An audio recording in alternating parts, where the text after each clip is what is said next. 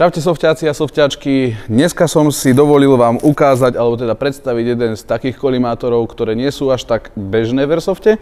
Jedná sa o tento kolimátor ACOK Style, alebo teda ACOK, alebo neviem ako sa to presne hovorí, číta, alebo píše, ACOK.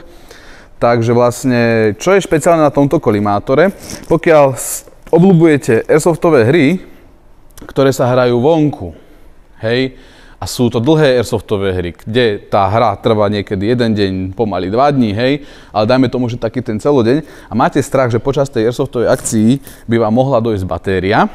Tento kolimátor vám ten problém s batériou vyrieši, pretože, ako môžete vidieť, je poháňaný slnkom, hej, čo je vlastne voľný zdroj energie. A vďaka tomuto optickému vláknu, ktoré tu je, sa nám ten červený bod v kolimátore zobrazuje aj bez batérie. Samozrejme musí na ňo svietiť slnko, preto je vhodný skôr pre tie vonkajšie akcie, kde teda hrám von.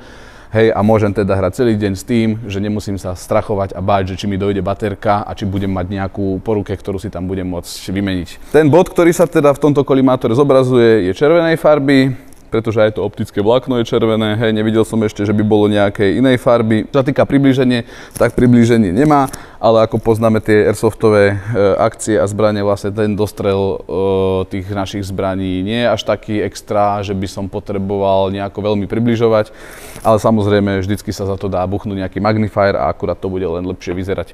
Takže je to jedna z takých tých volieb, ktorú by som určite zvolil, pokiaľ som fanúšik tých OSB-čkových akcií, jednodňových alebo teda nejakých tých dlhotrvajúcejších, kde tým pádom vlastne ten kolimátor úplne spĺňa ten účel, ktorý má. A teda, ako som už povedal, nemusíte sa strachovať o to, či vám vydrží baterka, pretože tento pôjde, až kým slnko nezhasne.